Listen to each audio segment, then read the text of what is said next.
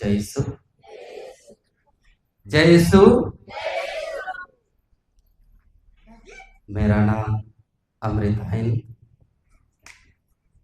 मेरा स्थायी घर सिमडेगा लठाखमन और वर्तमान में बरवाडी प्रेम नगर में रहता हूँ और एक शिक्षक के रूप में सेंट जेवियर्स हाई स्कूल में।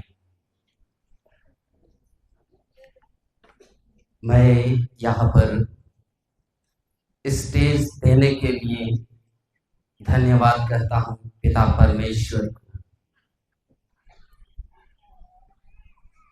आज आपके सामने मैं वचन की गवाही दूंगा। वचन हमारे जीवन में किस प्रकार से कार्य करता है और उस वचन में हम कैसे आए। हमने हमारे परिवार में वचन रोज दिन घोषणाएं करते हैं, साथ ही साथ सिस्टर लोग का जो YouTube में आता है, रोज दिन एक वीडियो रोज दिन सुनते हैं। एक वीडियो रोज दिन सुनना ही है, साथ ही साथ वचन की घोषणा करना है।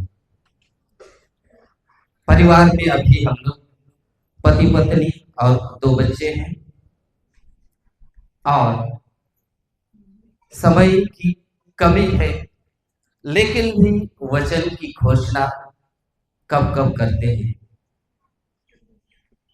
हम थोड़ा सा आपको बताना चाहेंगे कि हम बहाने बनाते हैं, हम वचन की घोषणा करने से है कि हम चुकते हैं। हम केवल और केवल बहाने बनाते हैं कि हमारे पास में समय नहीं है, समय नहीं है। प्रतिदिन हमारे पास भी समय ना होते हुए रोज दिन कम से कम, अधिक तो नहीं कहूंगा, लेकिन कम से कम एक वचन की घोषणा 100 से 150 तक है कि वचन की घोषणा मैं दिन भर में करता हूं। एक वचन की घोषणा,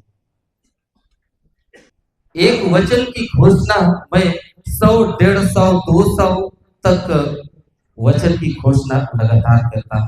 जहां भी समय मिलता है मुझे, हम अकेले में चले जाते हैं और जब हम काम भी कर रहे हैं तो हमारा हाथ पैर काम कर रहा है, हमारा शरीर काम कर रहा है, लेकिन हमारा जुबान में क्या है?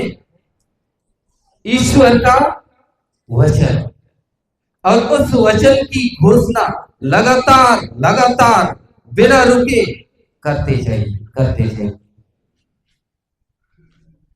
निश्चित रूप से जीत हमारी है, जीत होगी।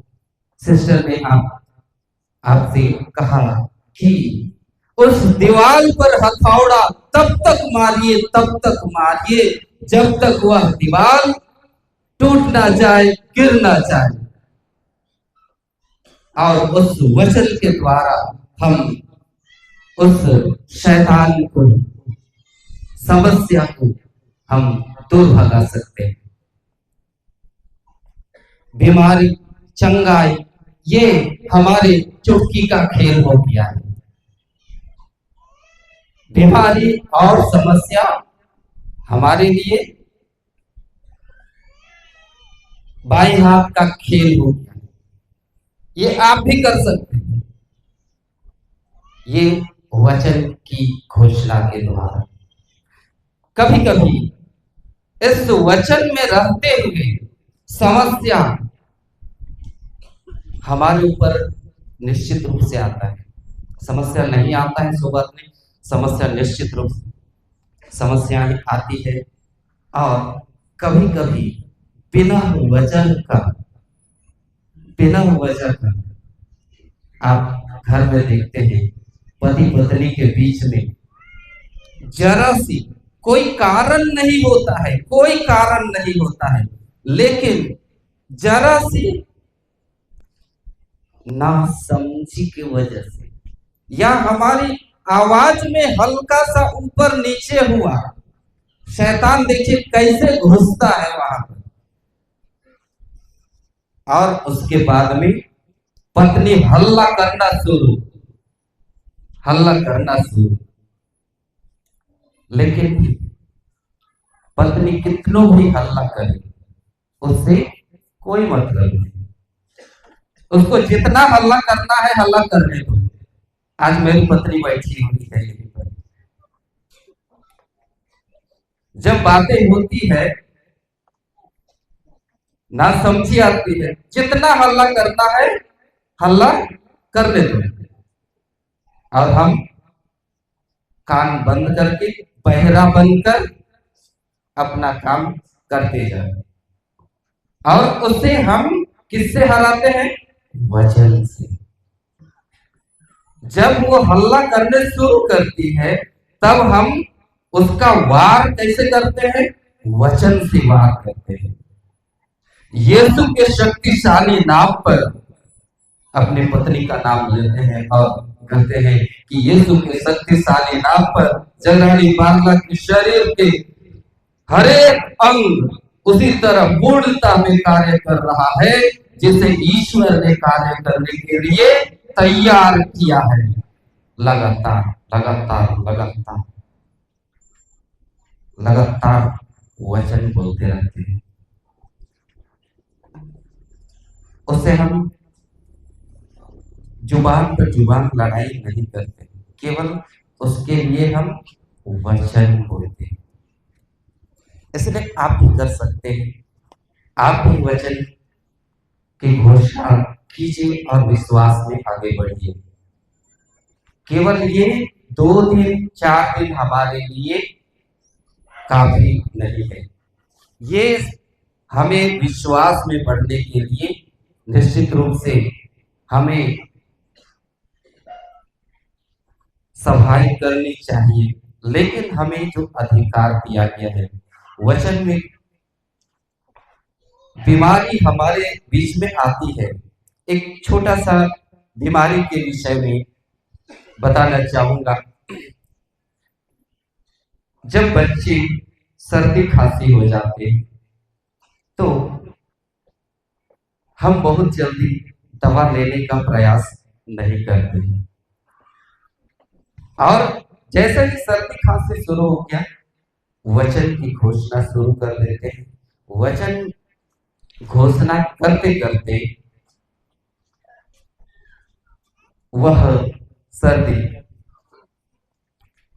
निश्चित रूप से तुरंत नहीं जाता है, लेकिन दवा लेकर आते हैं, नहीं लाते हैं सो बात नहीं, लाते हैं, लेकिन दवा जैसे लाए वैसे ही शायद उसका ढक्कन केवल खुला होगा, कोई दवा का शायद प्रयोग भी नहीं हुआ, और सर्दी गायब।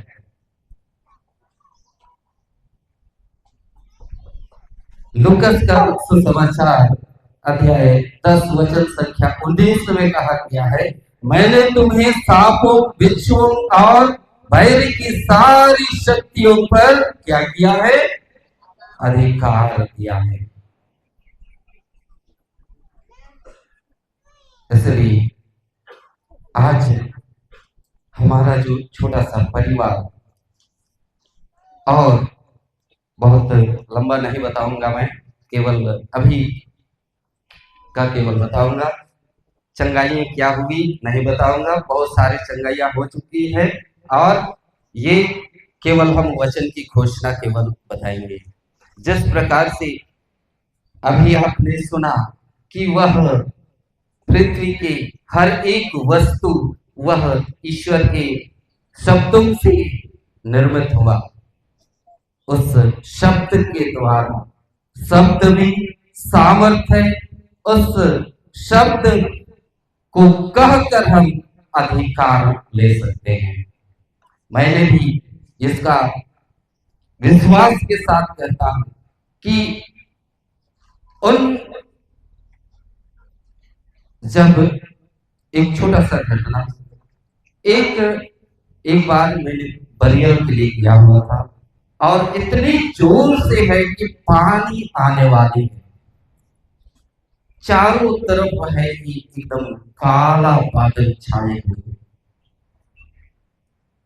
और सब वहां से, बरियल हुआ नहीं है और सब तितर बितर होने की संभावना है। मैंने कहा कोई चिंता मत कीजिए, पानी नहीं आएगी, पानी नहीं आएगी। मैंने वह अधिकार लेते हुए कहा कि हे यीशु, तूने उस समुद्र में जब आप सो रहे थे और वह आंधी तूफान चली, आपके शिष्य डर गए और आपने उस आंधी को डांटते हुए कहा, थम जा। आपके शब्द के द्वारा वह थम गया। उस यीशु के नाम से आज मैं उस यीशु के नाम से आदेश देता हूं कि अभी यह जगह आपके लिए यहाँ पर वर्षा ना हो, किनारे से चला जाए। और वैसा ही हुआ। एकदम वर्षा, जरा सा बरियल यहाँ हो रहा है तो बगल से है कि वर्षा होकर गुजर गया, लेकिन कोई परेशानी किसी को नहीं। इस प्रकार से है कि ईश्वर के शब्दों में सामर्थ्य है, उस सामर्थ्य, उस अधिकार को हमें उपयोग करने की आवश्यकता है। इसलिए निश्चित रूप से हम कर सकते हैं, आप भी कर सकते हैं। आप भी उस ईश्वर के बेटे और बेटियां हैं।